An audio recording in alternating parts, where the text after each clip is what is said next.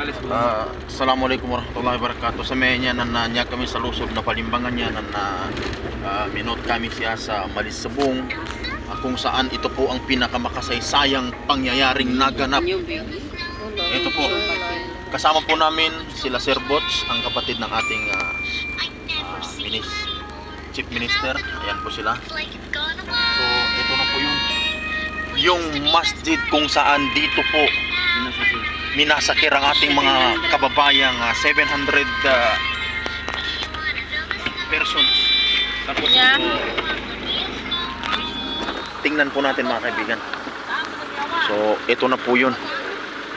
Talagang nakakilabot po mga kaibigan. Allahu Akbar. Ayan. Ayan po ang aming tour guide, si Kuya Riboltan Balungay, ang isa sa namamahala po dito sa bayan ng Palimbang. So, ayan po.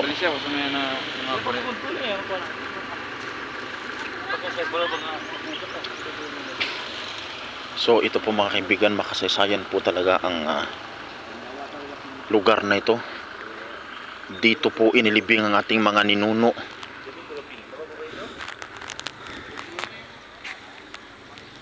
Allahu Akbar.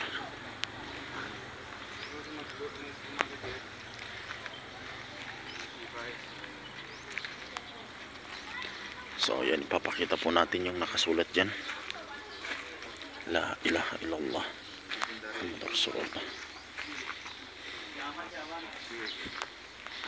So yan po, mass of grave nakasulat po dyan. Human rights violation victims during martial law happened on September 24, 1974 in this old mosque of Allah subhanahu wa ta'ala, building through the effort initiative of late Haji Hamza Takbil and Haja Zainab Gampong Takbil. The human rights violation was known as Malisabong Massacre. Yan po mga kaibigan. So kung inyo pong nakikita, gawa po yan sa lata. So yan, hanggang ngayon po nandyan pa yung mga tambutso ng ewan ko kung yan pa yung original.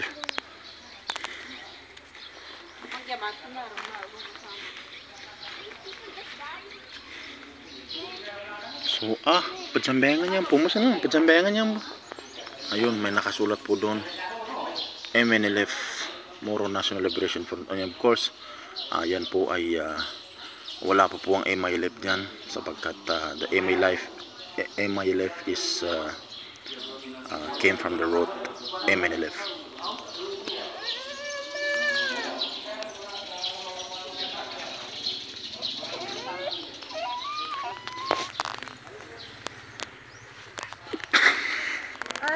So, yan po ang inyong lingkod. Kasama po namin dito ang ating mga kapatid sa bar.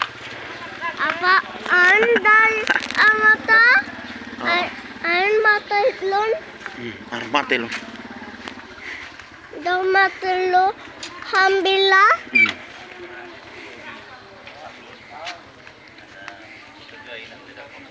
So ito po mga kaibigan, kukunan po natin ng konting panayam, brief lang. So isa po siya sa tao dito sa Palimbang. Sir, Assalamualaikum. Can you please give us just a brief history of this memorable mosque? In English or Tagalog? It's up to you. So, itong mosque na dito na ang nagsimula or dito na ipon yung mga tao sa during of massacre. Yeah. Dated kung September 23, 24, Yes. 1974. So 1974 is almost 51 years. 51 years. Okay. Right.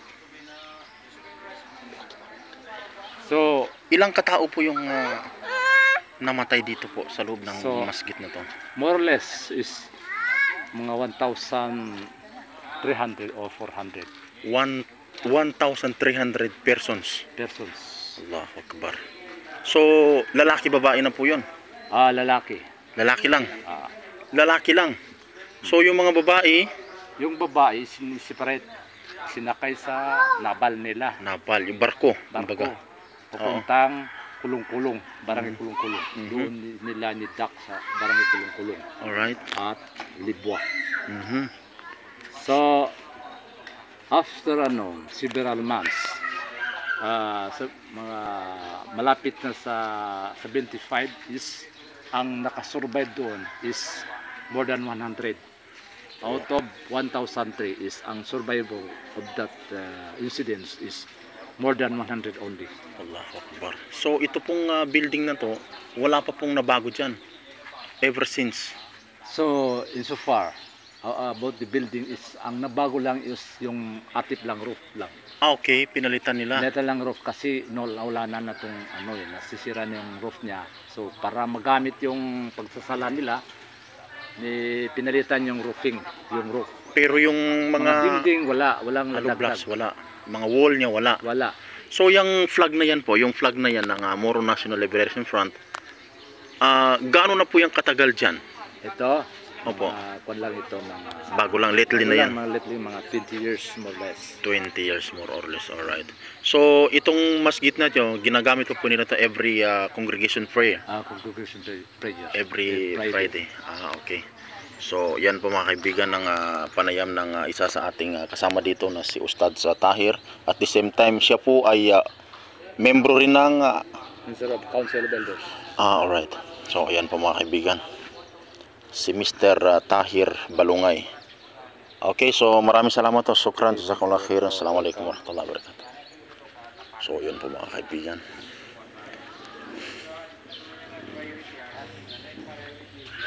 Pasukin po natin. Pasukin po natin na mga kapatid.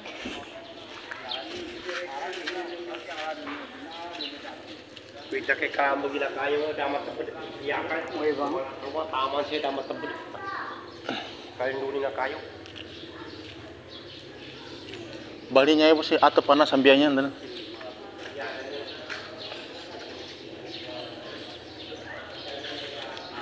Minute. Ayan. Dasha, Mister. Matibay pa ng mga kayo niya. Hamba amata. So dito po sa loob ng masjid na to, ginanap yung karumal-dumal na biktima ng massacre mula sa ilalim ng pamumuno ni Ferdinand Marcos. So ayan. Ito po ay nakalimutan po, hindi po ito itinuturo sa atin.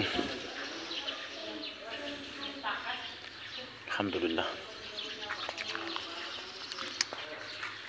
So yun po mga kaibigan, maraming salamat po. Assalamualaikum warahmatullahi wabarakatuh.